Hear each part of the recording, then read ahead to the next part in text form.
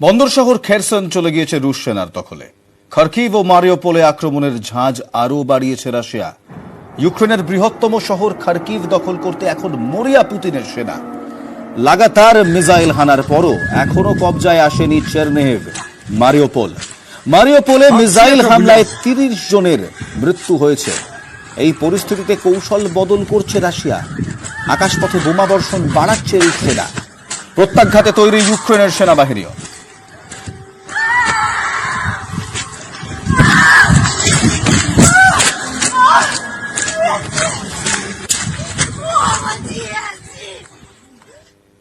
গতকাল রাত থেকে খাবার নেই, জল নেই, বাইরে হাড় হিম করা ঠান্ডা, মাথার ওপর লাগাতার মিসাইল হামলা, খিদে, তেষ্টা আর মৃত্যু ভয়ে গলা শুকিয়েছে ইউক্রেনের সুমি শহরে এখনো আটকে থাকা ৮০০ থেকে ৯০০ ভারতীয় পড়ুয়াদের।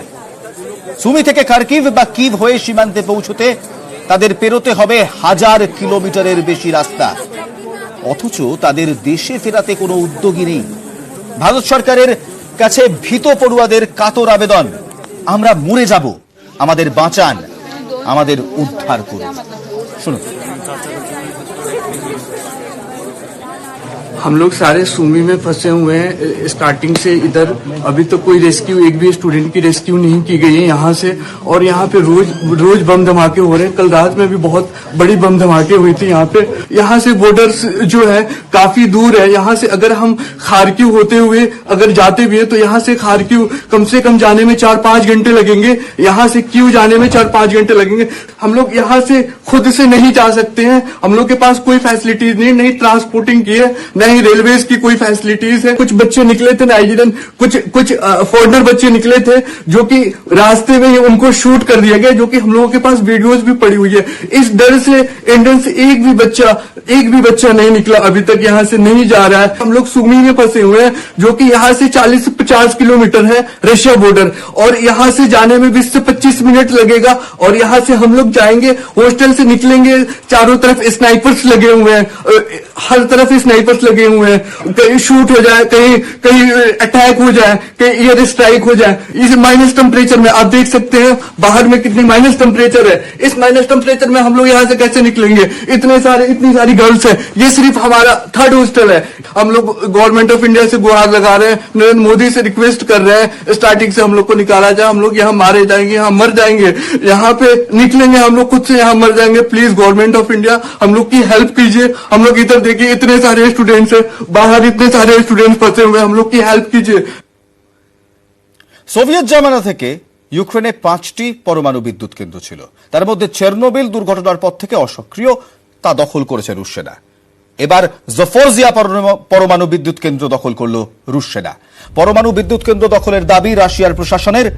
ইউরোপের সবচেয়ে বড় পরমাণু বিদ্যুৎ কেন্দ্র এই জাপোরিজিয়া, সেখানে হামলা চালানো হয়েছে, যদিও তাকে কন্ট্রোলড এক্সপ্লোশনই বলা হচ্ছে। জাপোরিজিয়া পাওয়ার প্ল্যান্টে রুশ মিসাইল হামলা চালানো হয়েছে। জাপোরিজিয়া পাওয়ার প্ল্যান্ট দখলের দাবি করছে রাশিয়া। IAEA জানাচ্ছে হামলার জেরে ক্ষতির আশঙ্কা নেই। বিশ্ব আণবিক শক্তি সংস্থার টুইট যে ক্ষতির আশঙ্কা নেই, যদিও ইউক্রেনের একের পর এক মন্ত্রী, বিদেশমন্ত্রী এবং জেলেনস্কি নিজে তারা বলছেন যে যদি বিস্ফোরণ হয় তাহলে তীব্রতা হবে 10 থেকে 6 গুণ বেশি। চেরনোবিলে যা হয়েছিল তার থেকে 6 থেকে 10 গুণ বেশি। তবে IAEA জানিয়ে দিচ্ছেন যে কোনো আশঙ্কা নেই, রেডিয়েশন লিকেজের কোনো আশঙ্কা নেই।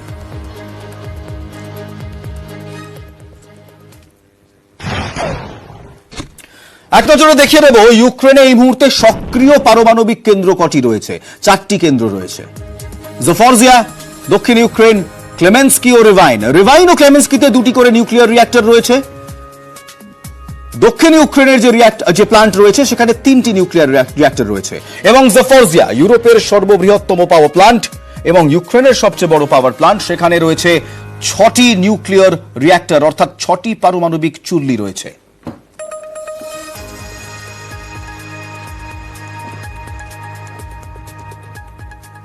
এই হামলার পরে জেলেনস্কির তোপ রাশিয়াকে। পারমাণবিক বিদ্যুৎ কেন্দ্রে হামলা নিয়ে তোপ দিয়েছেন জেলেনস্কি। মানব সভ্যতার ইতিহাসে এই প্রথম এমন ঘটনা ঘটছে, বলছেন জেলেনস্কি।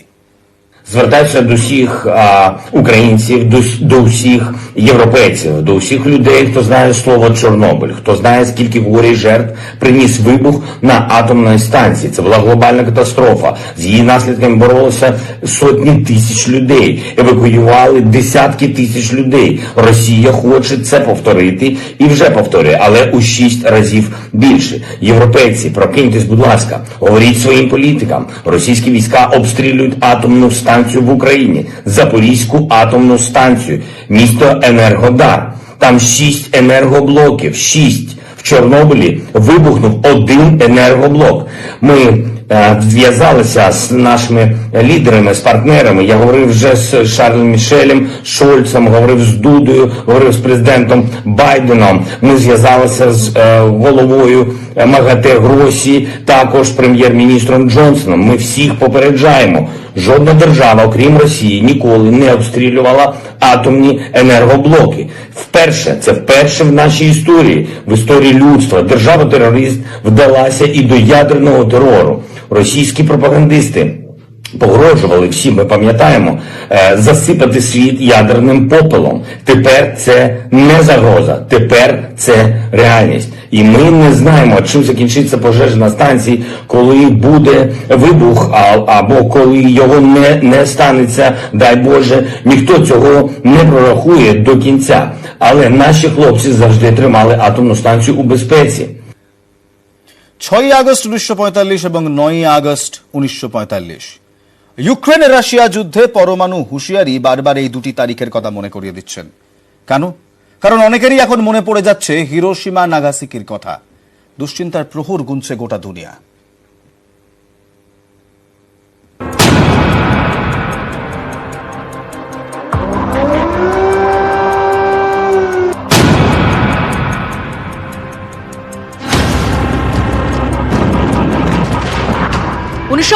সালের 6 আগস্ট জাপানের হিরোশিমায় পরমাণু বোমা লিটল বয় ফেলেছিল আমেরিকা।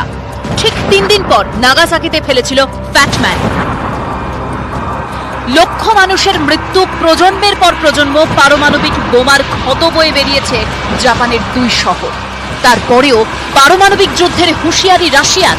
কি হতে পারে পরমাণু বোমা বিস্ফোরণে? ইন্টেন্স হিট and shock দুটোতেই মানুষ শেষ করবে এবং অনেক নিউক্লিয়ার রেডিয়েশন বেরোবে যে গায়ের চামড়া সব খুলে পড়ে যায়, যে একটা এই যে 3 ডাইমেনশন মানুষ ফ্ল্যাট হয়ে যায়, একদম 2 ডাইমেনশন হয়ে যায়। হিরোশিমা নাগাসাকির পর চেরনোবিল। 1986 26 এপ্রিল তৎকালীন সোভিয়েত রাশিয়ার চেরনোবিলে পরমাণু চুল্লিতে বিস্ফোরণ। বিষাক্ত তেজস্ক্রিয় বিকিরণের কবলে পড়ে গোটা এলাকা। তেজস্ক্রিয় বিকিরণ থেকে বাঁচাতে ফাঁকা করা হয় চেরনোবিল।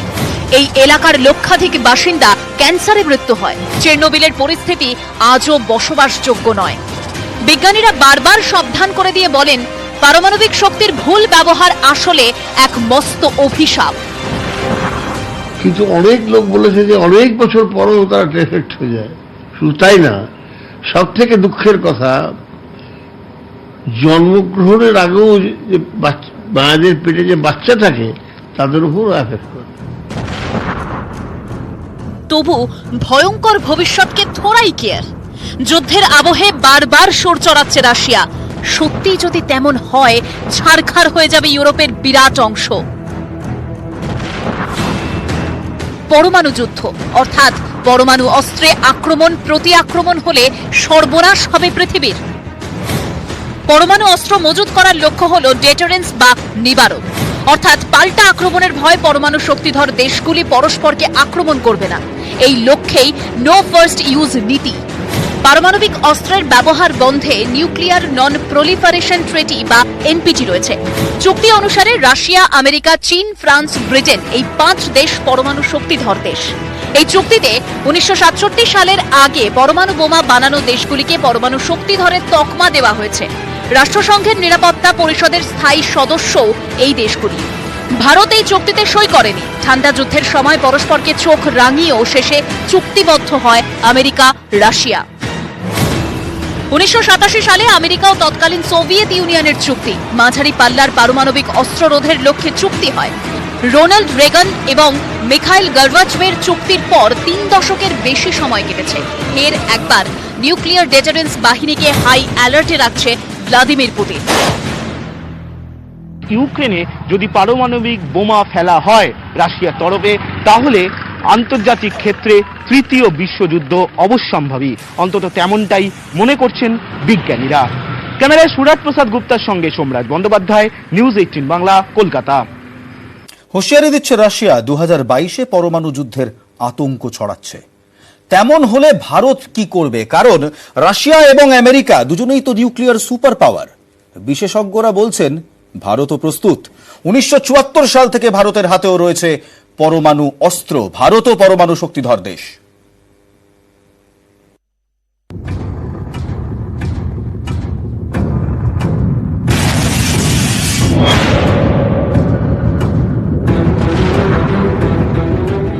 মস্কোর এই হুঁশিয়ারির পরেই বাড়ছে চিন্তা, দুনিয়া জুড়ে কি হয়। এই মুহূর্তে পৃথিবীতে 9টি দেশের হাতে রয়েছে পরমাণু অস্ত্র। সব থেকে বেশি পরমাণু অস্ত্র রয়েছে রাশিয়া এবং আমেরিকার হাতে। ফেডারেশন অব আমেরিকান সায়েন্টিস্টদের দেওয়া হিসেব বলছে মস্কোর অস্ত্রাগারে রয়েছে 5,977টি পরমাণু অস্ত্র। 5,428টি পরমাণু অস্ত্র নিয়ে তালিকার দ্বিতীয় স্থানে আমেরিকা।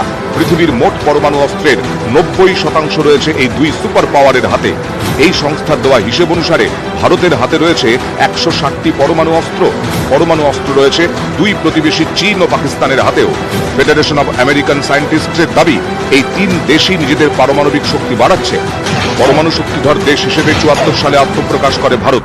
শক্তিশালী দেশগুলির চোখ রাঙানি উপেক্ষা করে ইন্দিরা গান্ধীর জমানায় পোখরানে প্রথম পরমাণু বোমা পরীক্ষা হয়। 1998 সালে ফের পরমাণু বোমা পরীক্ষা করে ভারত।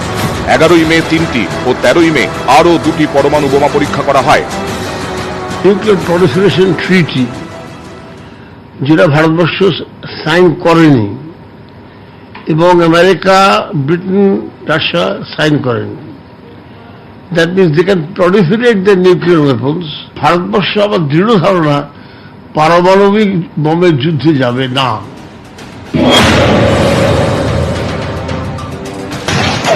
বিজ্ঞানীদের মতে পরমাণু শক্তিধর দেশের প্রথম দায়িত্ব এই ভয়ঙ্কর অস্ত্র ব্যবহার না করা।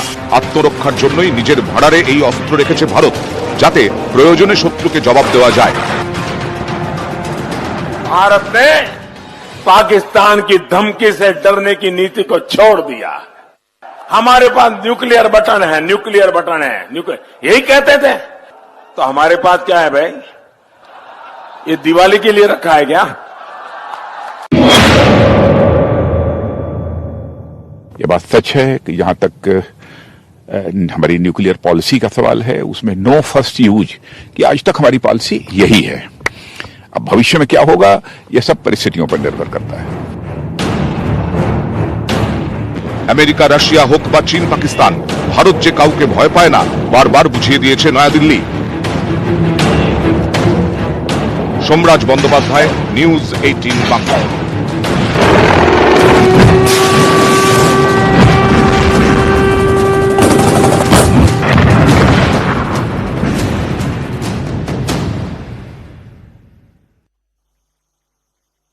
टॉप टेक टीएमटी लगाओ, टेंशन को भगाओ और दिल से घर बनाओ। टॉप टेक ही टॉप टीएमटी बार, दिल की नजर से तुम देखो।